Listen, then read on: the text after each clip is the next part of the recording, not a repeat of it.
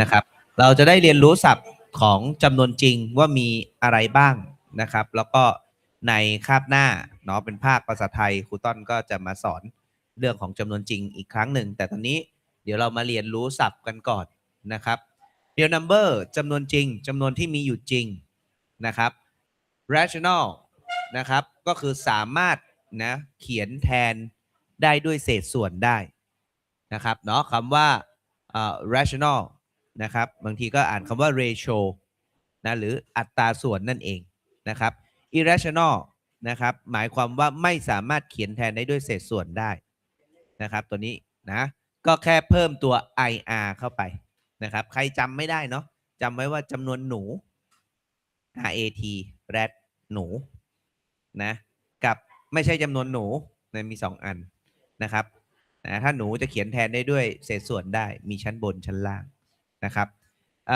rational number เนี่ยรู้จักกันอยู่แล้วแต่แค่ไม่รู้จักว่ามันเรียกว่าอะไรเท่านั้นเองจำนวนที่เราคุ้นเคยมาตั้งแต่ม .1 จำนวนเต็มบวกเต็มลบเต็มศูนย์เศษส่วนทศนิยมซ้ำนะครับอยู่ใน rational หมดเลยแต่ว่า irrational เนี่ยจะเพิ่งมาเรียนในม .2 เนี่ยเช่นพวกที่มันติดรูทเราจะเริ่มเจอตั้งแต่ตอนที่พีทาโกรัสใช่ไหมที่มี square root อะไรเงี้ยเราจะมาเรียนละเอียดของมันในนี้จะมีการถอดรูทถอดละเอียดขึ้นมาเนี่ยดังนั้นก็จะมีอยู่2ส่วนแรกก็จะเป็นการแยกจำนวนส่วนที่2ก็จะเป็นการคำนวณนะครับของ irrat นั่นเองอ่ะเดี๋ยวก็มอบชั่วโมงให้กับทิเชอร์ต่อนะครับ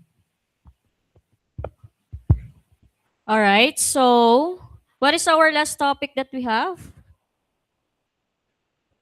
Okay, wait. For the problem solving. Okay, so I'll discuss next meeting about converse Pythagorean theorem. But for now, I'll discuss the real numbers because I cannot transfer again. Okay, so this time advance for the real numbers. All right, so by next week, we talk about converse Pythagorean theorem. Okay? Deal? All right. So now, in the real numbers, we have two types.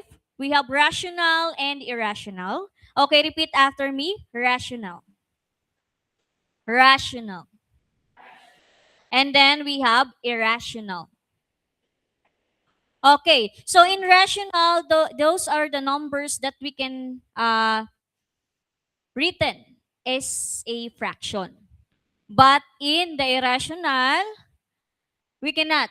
Simple fraction. Again, rational is we can write into fraction, but irrational is we cannot write into fraction. Okay, so I have a list here, different types in the rationals, and then real numbers, rational, irrational. Okay, first is we have non-integers. Okay, so these are the numbers with decimal part.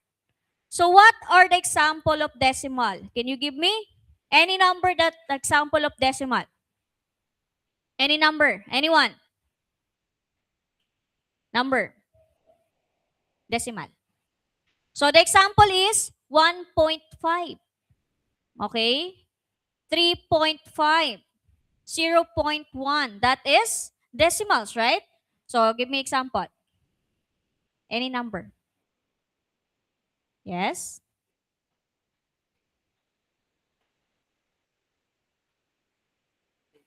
Seven? Full number now. 0.7. Okay. So we can have a decimal. All right. 0.7. All right. Okay. So that is non-integers. And we also have every fraction is we call it rational. Okay. 3/5, 1/2, 1/8. What else? The fraction. Give me. Wow, 6/7. Hey, so that is a fraction. Okay, that is example of a fraction. So every fraction is rational. Okay, next we have terminating. Okay, repeat after me. Me, nay, ting, terminating. Okay. So when we say terminating, those are the numbers that we have end. For example, 0.15n. That's it, right? And then 0.86, negative 2.5, negative 7.52, that is terminating. Oh, can you give me another example of terminating number? Terminating number. 3.5. Fine. 7.7. Okay. Another. Any number. Any. Even 1.2. 0.134, and so on. There's an ending. Okay? So that is, we call it terminating. Now, how about non-terminating or repeating numbers? These are the numbers that extend. Okay? For example, 0.121212121212 and so on. So that is repeating. Okay? Oh, another example, 0.013013013, that is repeating. Understand? And those are the numbers is rational or irrational? Rational or irrational? Rational, okay? So, those are the numbers are rational. 0, rational also, okay? And then we have natural numbers. Those are the numbers is counting. 1, 2, 3, 4, 5, 6, 7, 8, 9, 10, and so on. So that is for the counting numbers. And then whole numbers. Okay? Whole numbers counting also. Understand? Easy, right? Easy? Okay. So another example of a rational is those are the perfect square or perfect cube. For example, square root of 25. Rational, irrational? Rational, because the answer is 5, the whole number. Okay? A square root of 2. What is that? Rational or irrational? Everyone? Everyone? Very good, irrational, because that is not a perfect square. So, irrational. So, numbers not in form of fraction form. Not in the fraction form. Okay? For example, we have non-terminating and non-repeating. Okay? Those are the example is 1.34136789101112 and so on.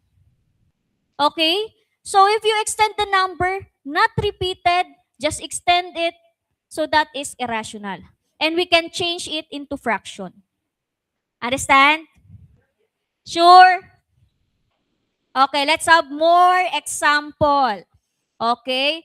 Again, so on the additional, negative numbers is also rational, ha? Negative numbers, additional. Negative numbers. In the number line, remember the integers. Okay? 0, negative 1, negative 2, negative 3, and then 1, 2, 3. All of the numbers, all of that is rational. Okay? Sure. Understand, ah? Okay. This one. Rational, irrational? Now, what is the fraction form? What is the fraction form? We can change it into fraction form into 2 over 1. Okay? So that is 2 over 1. Wait a minute. I need to hide it. Okay. So 2 over 1. Okay? Next. Another. How about this? Rational, irrational? What is the, so this is a rational. What is the fraction form? Huh?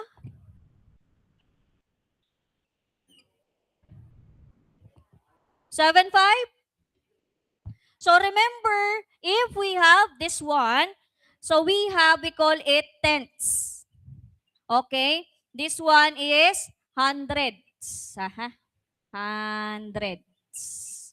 Okay, tenths, 100. So as you can see, we can call it 75. You all know 0.75, right? But in the English term, we can say it's 75 hundredths. Okay?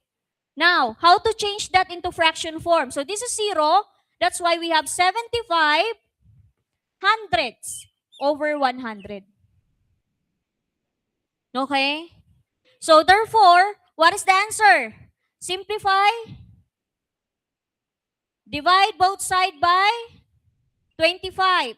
Okay, so we have 3 over 4. So this is the answer. So we can change into fraction form. So just remember, tenths, hundred, thousandths, okay, THS.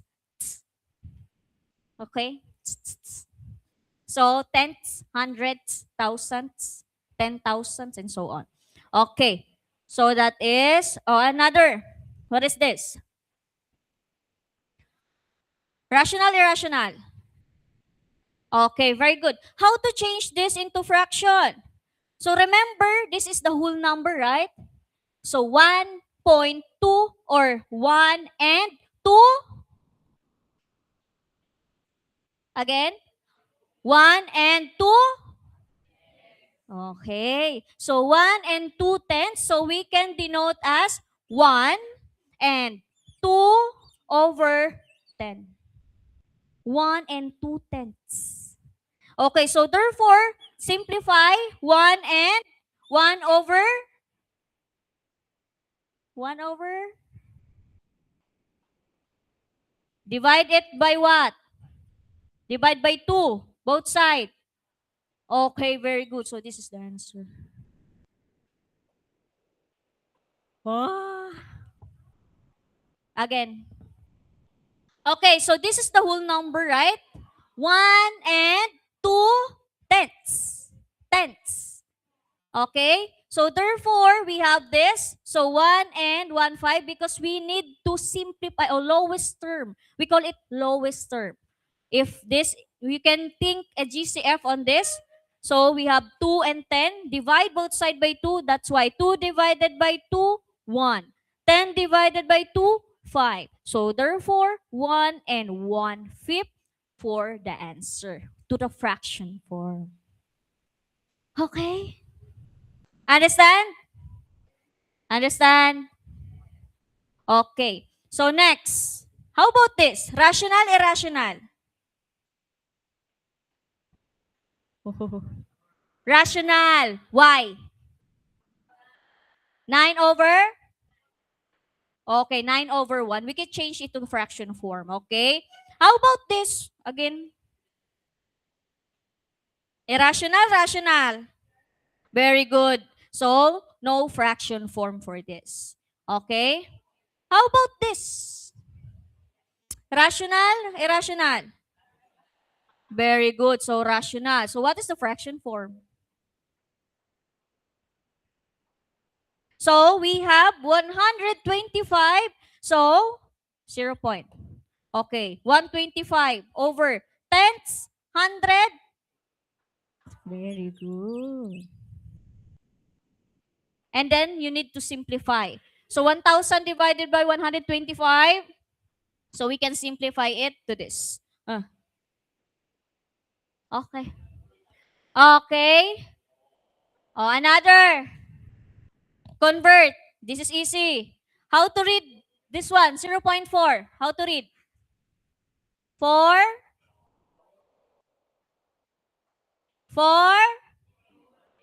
Very good. 4 tenths. Okay. So we have, what is the lowest term? 2 over. Very good. Next. 8. 8 tenths. 8 tenths. Okay. And then 4 over. Very good. How about this? 25. How to read first? 25 hundredths. Okay. 25 hundredths. And then 1 over 4. How about this? 60. 60 hundredths. Okay. So, answer? 6 over? No. 3 over? Okay. That's it. Okay, understand? Sure? Okay. On your notebook, not this one.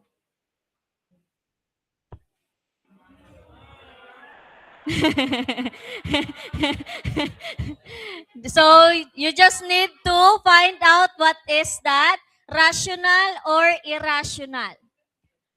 Okay, copy and answer. Yeah.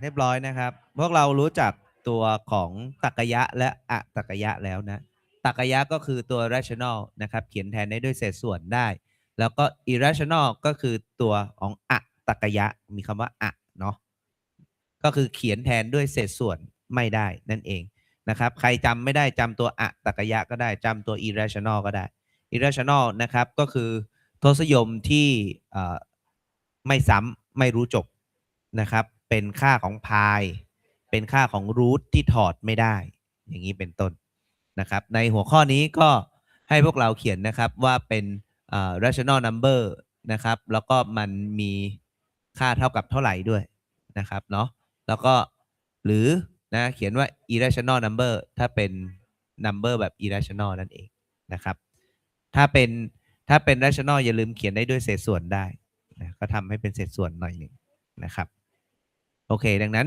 ในหัวข้อนี้ก็ต้องทำสองอย่างเนาะถ้าเป็น rational ก็เขียนแทนเศษส่วนได้ด้วยว่าอะไรนะครับแต่ถ้าเป็น irrational ก็เขียนแค่คำว่า irrational เท่านั้นเองโอเคเนาะก็มีประมาณนี้นะครับ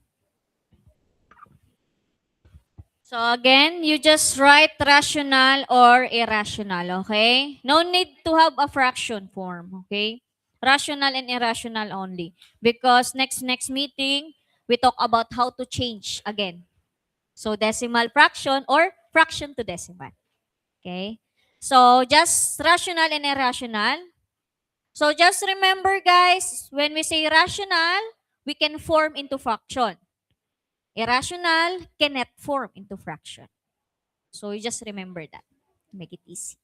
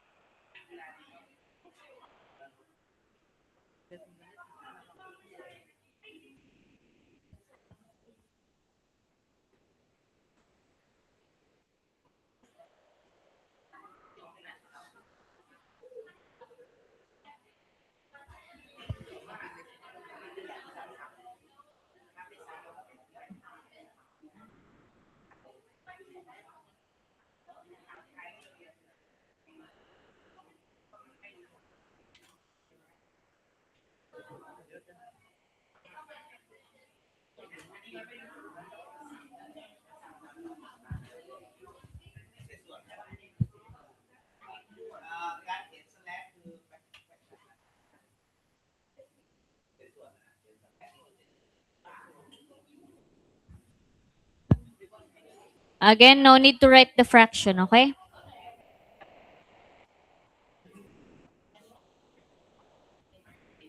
Just remember, if rational cannot, we can form into fraction, and irrational cannot form into fraction. Easy. Finish? Let us check, Let's check your answer. Exchange. Just exchange with your classmate.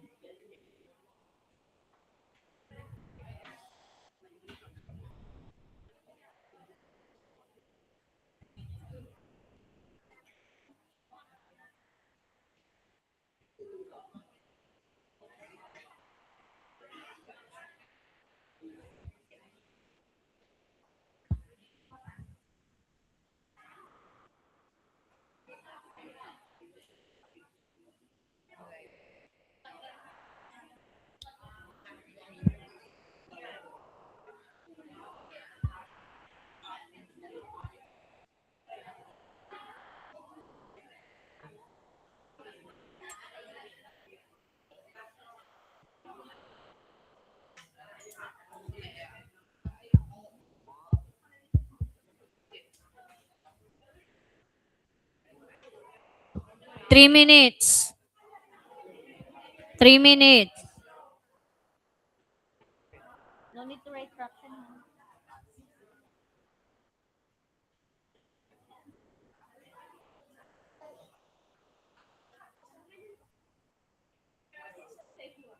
Yes.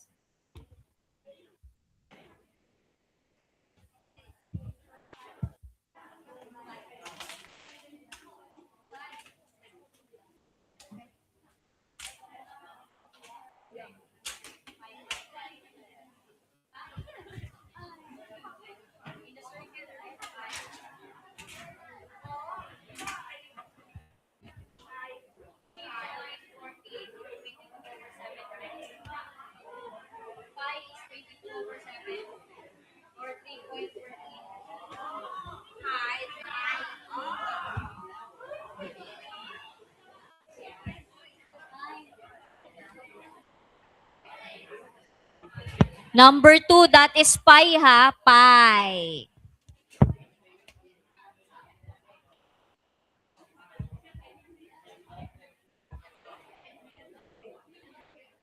Two minutes.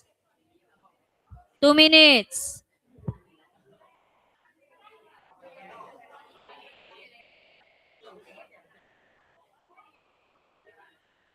Oh, wow.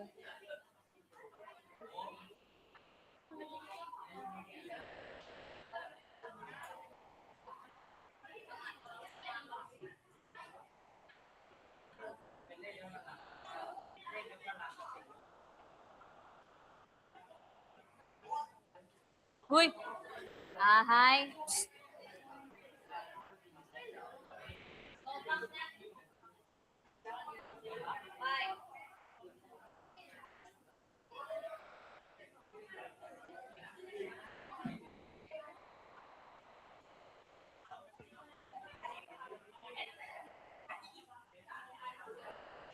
Okay, let's check. Let's check. Liw-liw. 1 minute. Liw-liw na. 1 minute. Liw-liw.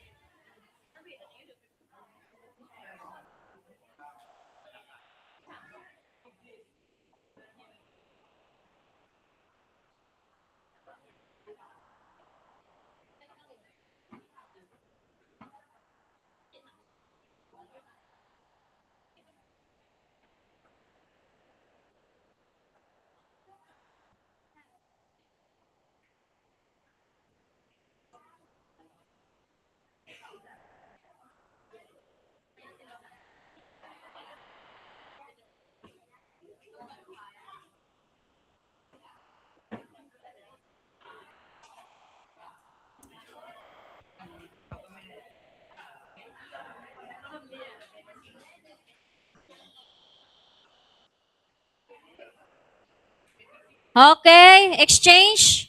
Exchange na with your classmates, seatmates. Exchange. Okay, exchange.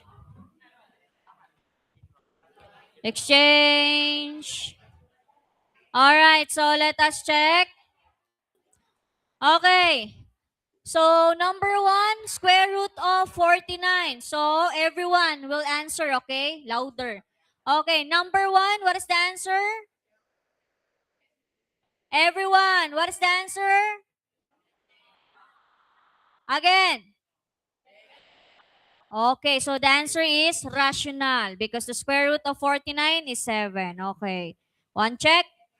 Next, number 2, pi. Rational or irrational? Irrational. Okay. One check. Number 3, rational, irrational. Everyone. 3/5? Rational. That is 3/5. Okay? Next. Number 4, square root of 18. Rational, irrational. Irrational. Irrational. Number 5. This is rational. Number 5 is rational. How about number 6, everyone? Rational, irrational? Rational, because that is integers, negative. Number 7, square root of 121. Rational, irrational? Rational. Okay. Number 8, square root of 7. Rational, irrational? Irrational. Okay. Number 9, rational or irrational? Rational. As you can see, 2.33333333 extend and extend, that is rational. Okay? That is repeating. Okay, number 10, square root of 10, square root of 50, rational, irrational? Very good, irrational. Okay, count the scores.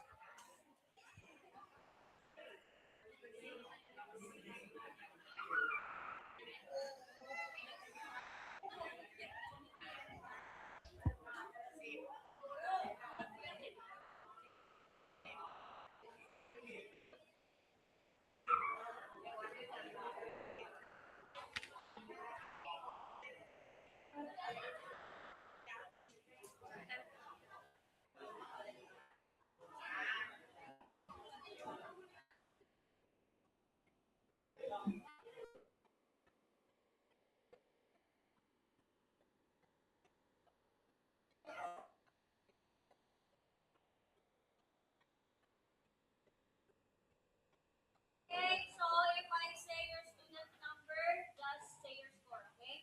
Number 1, 2, 3, 4, 5, 6,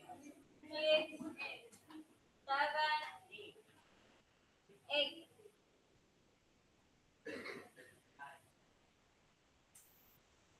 9, 10, it's not perfect. 11, 12, 13, 14, 15, 16, 17, 18, 19, 20, 21, 22, 23, 24, 25, 26, 27, 28, 29, 30, 31, 32, 33, 34, 35, 36, 37,